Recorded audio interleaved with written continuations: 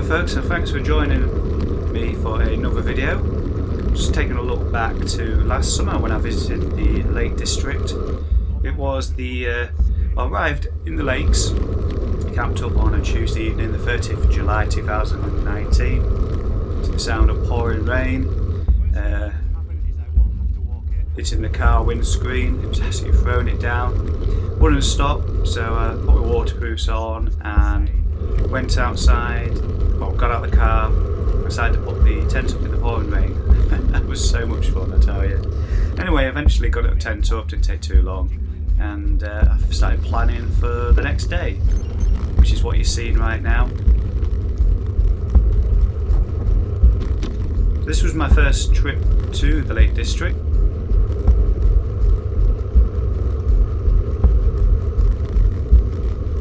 Because what I'm going to be doing here is climbing the infamous Hardknott Pass.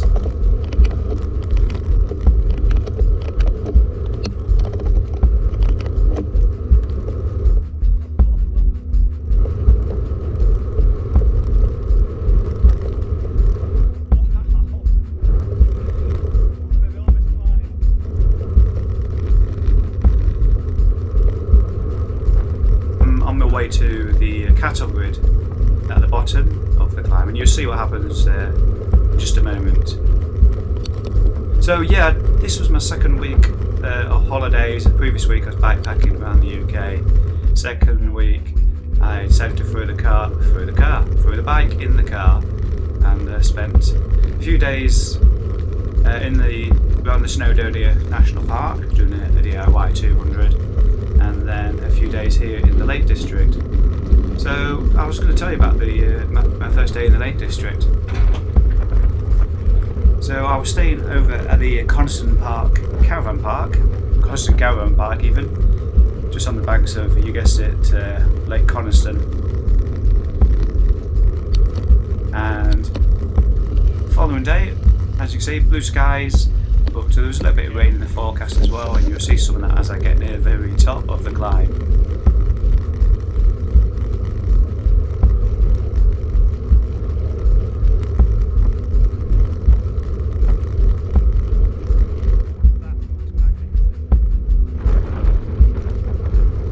I say this was my first visit to the Lake District, and wow, the scenery was absolutely stunning. Definitely going to have to pay a visit to again. So before I got to Hardknott, I actually left the caravan site early in the morning. Yeah, it was absolutely gorgeous waking up in the morning. Weather was nice. Nice summer's day this. Anyway, the first climb of the day was up a climb called Corny Fell, which when I mapped out the route, it was just a nice sort of direct route across to this Hardknott Pass. I didn't realise how difficult it would actually be. So here we are, some signs coming up on the left. Final warning about the climb, I'd imagine. So this is where it starts to get a bit serious, and the cattle grid must be coming up real soon.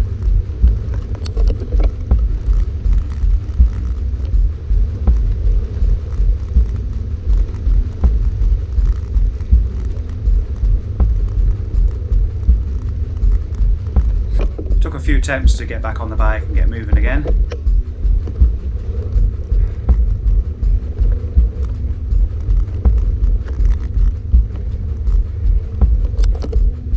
Eventually, as you can see, I managed to get back on my bike, clipped in, moving.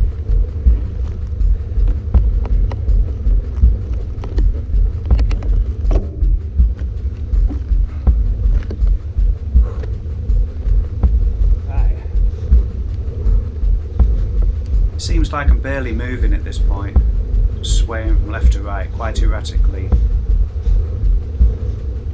That cattle grid did not help at all.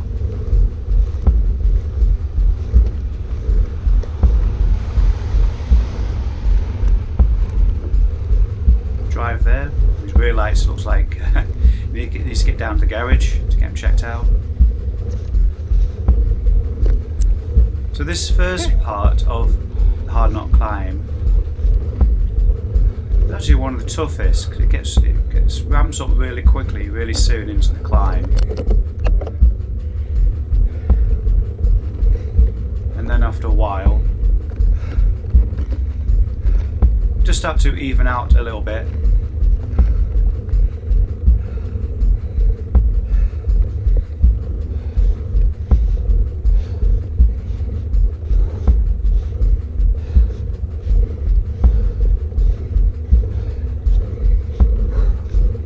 So, like I was saying, this was actually my very first visit to the Lake District as well, as an adult really. I think I was only a young child when my mum and dad brought me here. Don't remember at all, I don't remember what we did, where we went. So this is a complete eye-opener, this holiday in the Lake District. And probably be 2021 before I'll have the time to visit the national park again.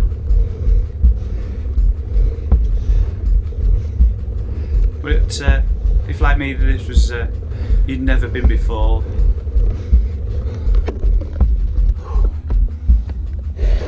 oh look, I've stopped for a moment. I've really pushed myself to the limit at this point. I believe I just stopped here for a couple of minutes just to catch my breath really. So we're going to speed past this part.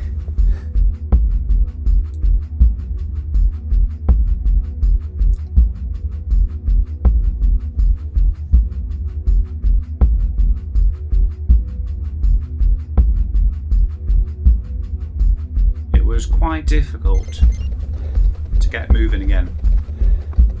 So I believe here I'm just pushing my bike up the old-fashioned way.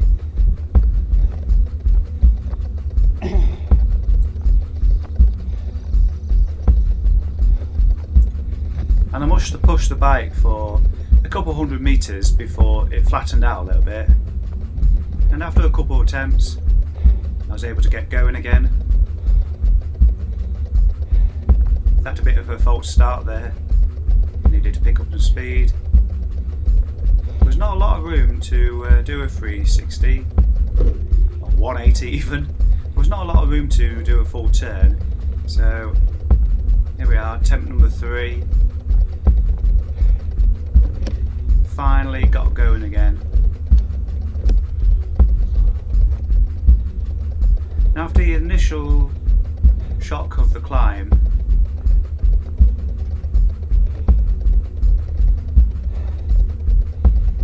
attempt number 4. One more gear available.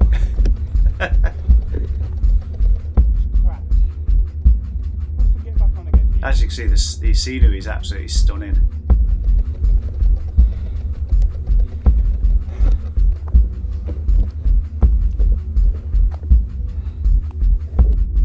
Okay, I wasn't prepared to be defeated, so after the 4th attempt, finally I got going again.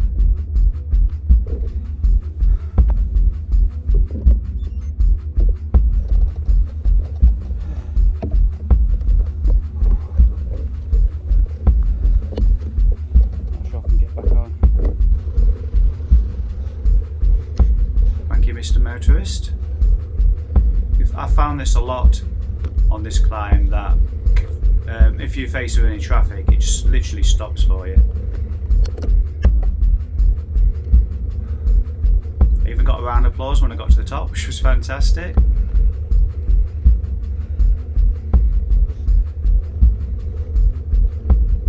So yeah, this is the infamous Hardknott Pass.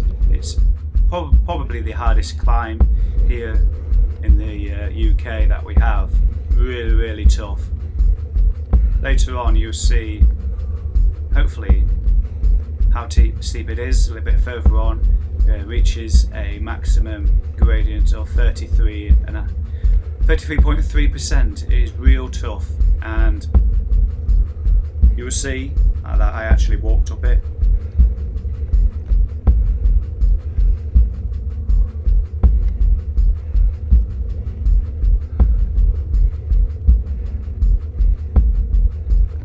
Lots of swaying back and forth as I make my way slowly up Hardknott.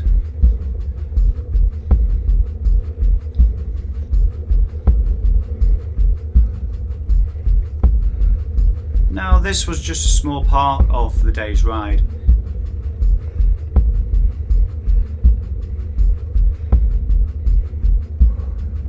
After this I go down the other side of Hardknott and go through the Hardknott Pass. Soon after that I came into the little village town of Ambleside, up the struggle towards the Hardknott Pass, and I was a bit the struggle actually took me by surprise. I'd actually thought I'd finished the climb out of Ambleside. It flattened out an awful lot, and I thought that wasn't too much of a struggle. So I just got going again. Forgot about it really. And about 5 minutes later down the road, I actually realised at the end of this section of the road, the struggle was still yet to be climbed. There was like a 25%. It must have been about 4 or 6 hairpins up to the Hardknott Pass where the pub is. Yeah, it was a bit of a surprise that I still hadn't done the hardest part of that climb.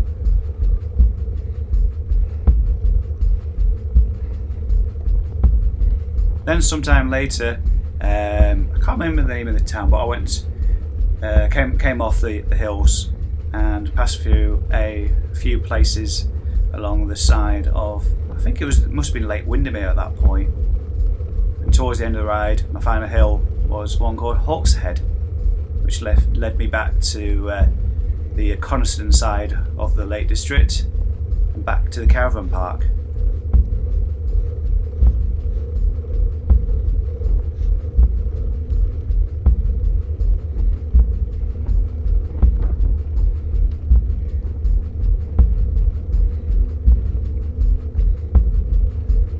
So this day I managed to ride 116 kilometres. Within that distance, there was just under 2,300 metres of climbing. I was moving for 6 hours and 20 minutes. As you can imagine, my average cadence was very slow. It says here 68 RPM. Thanks to all those hills.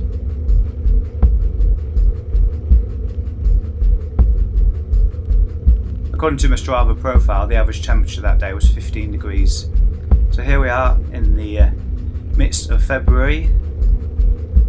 Last few days it's been around 4 or 5 degrees. Today it's shot up to 14 degrees with the arrival of Storm Dennis. Blowing a gale, lots of rain. That's why I'm here in front of you now, talking to you. Cast my mind back to the days of summer. I'm really looking forward to, I'm just looking forward to spring.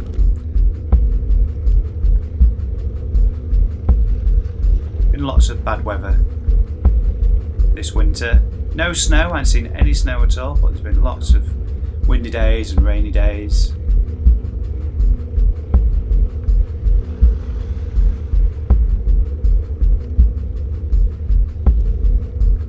Interesting note I left myself in the description over on Strava is that I would finish the ride with one banana left in my pocket.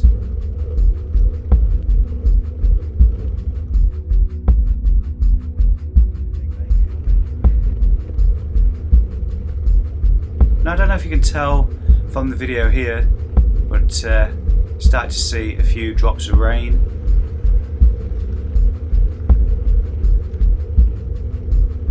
As you can see, it was raining that day.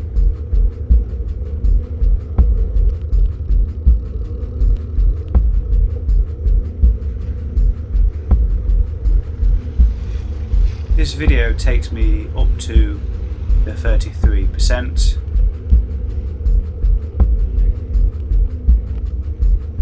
There's that dodgy Jeep again.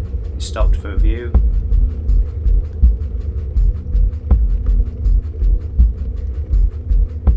So yeah, I only recorded up to the 33% part of the climb because of the rain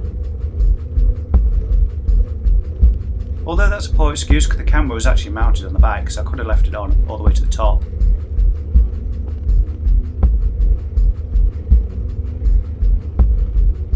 So look at that view, that is amazing. At this point it just reminds me, I'm hoping to go to the Western Isles of Scotland in April this year and climb the Hardknott Pass.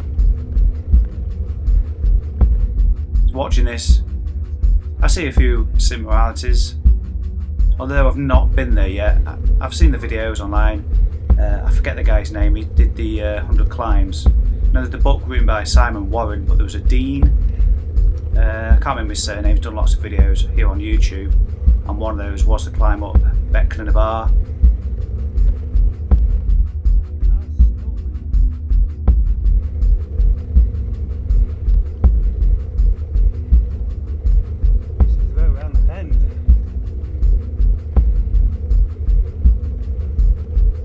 If you're not familiar with the Hardknott Pass, it's a 600-metre climb from sea level to the very summit.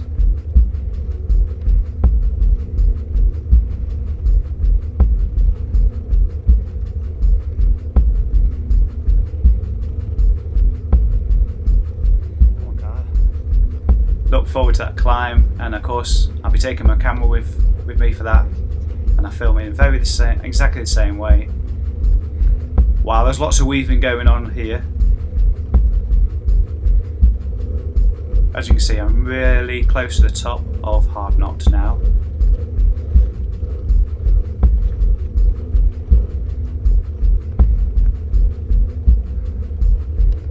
I don't know if you can tell, but on the left of the picture is the Jeep. In fact, I think it's that SUV with its faulty flashing rear lights. I don't know if it's shown in this video, but I see it reach that hard part of the climb and it struggles to go up it. In fact, I think it's this bend here it really struggled to get up it. Oh no, not this climb. There's a couple more bends to go, I think.